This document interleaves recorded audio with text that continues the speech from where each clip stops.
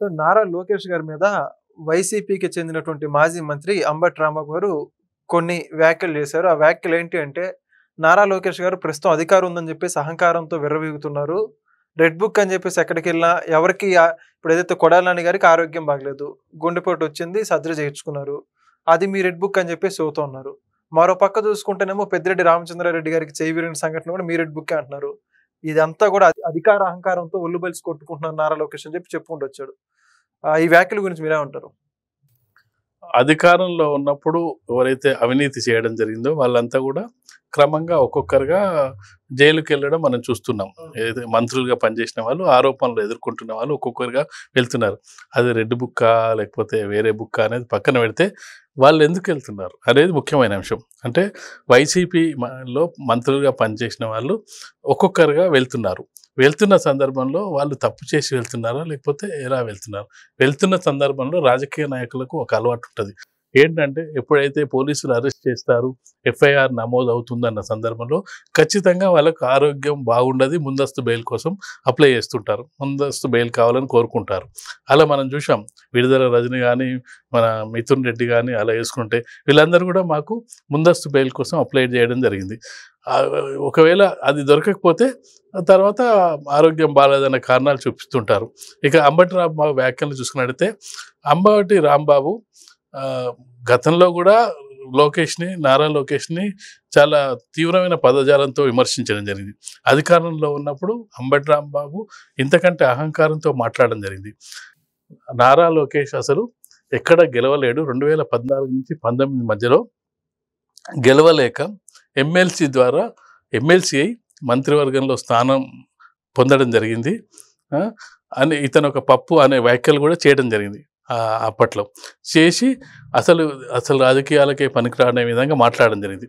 అలాంటి నారా లోకేష్ ప్రజల మధ్యలోకి వెళ్ళి యోగాలం పేరుతో ప్రజల్లో మమేకమై తిరిగి ఎక్కడైతే ఎప్పుడూ గెలవని మంగళగిరి సీట్లో పోటీ చేసి ఛాలెంజ్ చేసి గెలిచి ఇప్పుడు ప్రజల ద్వారా ప్రూవ్ చేసుకొని మంత్రివర్గంలో చేరడం జరిగింది. మంత్రిగా ముఖ్యమైన శాఖ విద్యాశాఖను, ఐటీ శాఖను నిర్వహించడం. మంత్రివర్గంలో తను చేస్తున్న మంత్రివర్గంలో ఏమైనా లోటుపాట్లు ఉంటే ప్రతిపక్షంగా దాన్ని సరిచేయాల్సిన బాధ్యత, నిలదీయాల్సిన బాధ్యత, సవరించాల్సిన బాధ్యత ప్రతిపక్షానికి ఉంటుంది. ఇప్పుడు ప్రతిపక్షం ఎలా ఉందంటే వాళ్ళకు వచ్చినాయి 11 సీట్లు. 11 సీట్లతో వీళ్ళు అసెంబ్లీకి వెళ్ళారు. అంబటి రాంబాబు ఓడిపోవడం జరిగింది. గెలిచిన 11 మంది అసెంబ్లీకి వెళ్ళడం లేదు. అసెంబ్లీలో ప్రస్తావించిన అంశాలని ప్రస్తావించడం లేదు. ఇప్పుడు ఏంటి వాళ్ళకు కనీసం ఒక ప్రభుత్వం మారిందంటే ఒక 6 నెలలో సంవత్సరంలో వాళ్ళు చేసిన హామీలు ఏ విధంగా నెరవేరుస్తున్నారు, వాళ్ళకి సమయం ఇవ్వాల్సిన అవసరం ఉంటుంది. అసలు అధికారం చేపట్టిన వెంటనే కూటమి ప్రభుత్వం అధికారం చేపట్టిన 1-2 నెలలకే వాళ్ళ మీద విమర్శలు చేయడం ప్రారంభించడం జరిగింది. అసలు హామీలు ఏ విధంగా నెరవేరుస్తారని చూడకుండా అంటే అధికారం పోయిందనేది వాళ్ళు జీర్ణించుకోలేని పరిస్థితిలో ఉన్నారు వైసీపీ నాయకులు. దీంతో ఇష్టం వచ్చినట్టు మాట్లాడుతున్నారు. ఏదైతే ప్రభుత్వంలో ఉన్నప్పుడు ఏ విధంగా మాట్లాడారో ప్రతిపక్షంలో ఉన్నప్పుడు కూడా ఆ విధంగానే మాట్లాడుతున్నారు. ప్రభుత్వంలో ఉన్నప్పుడు మాట్లాడినప్పుడు మీ చేతిలో అధికారులు ఉంటారు, మీ చేతిలో వ్యవస్థ ఉంటుంది కాబట్టి నడుస్తుంది. ప్రతిపక్షంలో ఉన్నప్పుడు నడవదు. ప్రతిపక్షంలో ఉన్నప్పుడు అధికారం మరొకరి చేతుల్లో ఉంటుంది. మీరు ఏ విధంగా అయితే గతంలో వివరించారో ఆ విధంగానే వివరిస్తారు. అప్పటికి కూడా కూటమి ప్రభుత్వం కొంత సంయమనంతో వివరించడం జరిగింది. 6 నెలల పాటు ఎవరి మీద ఎంక్వైరీలు కూడా వేయలేదు. వాళ్ళ పరిపాలన మీద దృష్టి సారించడం జరిగింది. ఆ సమయంలో చంద్రబాబు గారి మీద ఆరోపణలు కూడా రావడం జరిగింది. ఇన్ని అవినీతి సంఘటనలు చేస్తే మీరు వైసీపీ ప్రభుత్వం మీద మంత్రుల మీద ఏమీ యాక్షన్ తీసుకోవట్లేదనే విమర్శలు కూడా మొదటి 6 నెలల కాలంలో రావడం జరిగింది.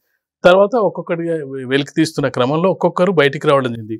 ఈ ఫ్రస్ట్రేషన్లో అంబటి రాంబాబు రేపు మరి అంబటి రాంబాబు కూడా ఏమన్నా రెడ్ బుక్లో ఏమైనా పేరుందో తెలియదు. గతంలో ఎవరైతే ఈ అవినీతికి అక్రమాలు పాల్పడ్డారో వాళ్ళందరిది రెడ్ బుక్లో పేరు ఉందని చెప్పి లోకేష్ చెప్తున్న సందర్భంలో అంబటి రాంబాబు భయం కూడా ఏమైనా ఉందో. ఎందుకంటే ఇప్పటి వరకు ఎవరైతే వైసీపీ ప్రభుత్వంలో తీవ్రంగా విరుచుకుపడ్డ నాయకులందరుగా కొందరేమో తప్పించుకొని పోయే ప్రయత్నం చేస్తున్నారు, కొందరు జైల్లో ఉన్న ప్రయత్నం చేస్తున్నారు, కొందరు పార్టీలు మారారు. విజయసాయి రెడ్డి లాంటి వాళ్ళు రాజకీయాలకే దూరం అయ్యారు. ఇక అంబటి రాంబాబు, రోజా లాంటి వాళ్ళు మిగిలి ఉన్నారు. మరి వాళ్ళ పరిస్థితి ఏందనేది, ఆ రెడ్ బుక్లో పేరుందా అనేది మున్ముందు కాలమే చెప్పే అవకాశం ఉంది. ఓకే. ఇంకోటి అంబటి రాంబాబు గారు మాట్లాడుతూ మా మీద అక్రమ కేసులు బనాయిస్తున్నారు కానీ రాష్ట్రాన్ని మాత్రం అభివృద్ధి పదవుల్లో తీసుకెళ్లట్లేదు నారా లోకేష్ గారు, చంద్రబాబు నాయుడు గారు. ముందు పాలన మీద దృష్టి పెట్టండి అని చెప్పి చెబుతున్నారు. దీని గురించి ఏమంటారు? 6 నెలలు, సంవత్సరం కూడా కాలే కదా పాలన. దేనికైనా ఒక సంవత్సరం 2 ఏళ్ళు టైం ఉంటుంది. పాలన మీద దృష్టి పెట్టాలని ఎప్పుడు అడగాలంటే ఒక సంవత్సరం తర్వాత చూసిన తర్వాత అప్పుడు మీరు ఈ హామీలు ఇచ్చారు, ఈ హామీలు నెరవేర్చలేదు, మాకంటే మీరు మెరుగ్గా ఇది చేయలేదు అనేది సంవత్సరం లోపే ఎవరికి అంటే నువ్వు ఒక స్టూడెంటే ఎగ్జామ్ రాస్తే ఫైనల్ రిజల్ట్ ఎగ్జామ్ సంవత్సరం తర్వాతనే వాడికి రిజల్ట్ వస్తుంది. కాబట్టి ఒక ప్రభుత్వానికి కూడా ఒక సంవత్సర కాల పరిమితి ఉంటుంది. ఆ సంవత్సర కాల పరిమితిలో వాళ్ళు ఏం చేశారు, అభివృద్ధి పనులు చేయకుండానే ఇప్పుడు లూలు వచ్చిందా, లేదంటే పోలవరం ప్రాజెక్టు తిరిగి ప్రారంభమైందా, అమరావతిలో మళ్ళీ నిర్మాణాలు ప్రారంభమయ్యా, ఇవన్నీ కూడా దృష్టిలో పెట్టుకోవాల్సిన అవసరం ఉంది. వీటన్నిటి మీద కూడా అంబటి రాంబాబు చెప్పాల్సిన అవసరం ఉంటుంది. అమరావతిని ఎక్కడ వేసినా అక్కడ గొంగలు వేసి అసలు రాజధాని నగరం అంటే ఏందో తెలియని పరిస్థితికి తీసుకొచ్చిన తర్వాత ఇవాళ అమరావతి మళ్ళీ పునర్నిర్మాణం స్టార్ట్ అయింది. పోలవరానికి నిధులు చేసి వారం సమీక్ష చేస్తూ ఒక టార్గెట్ కూడా పెట్టుకోవడం జరిగింది. 2027 కల్లా నేను పూర్తి చేసి చూపిస్తా అని చెప్పి ఒక టార్గెట్ కూడా పెట్టుకోవడం జరిగింది. అంటే ఇవన్నీ కూడా కనిపిస్తున్న సంఘటనలు. అవి కాకుండా మీరు అభివృద్ధి ఎక్కడ ఫెయిల్ అవుతున్నారు చెప్పాలి, దాని మీద పని చేయించాలి.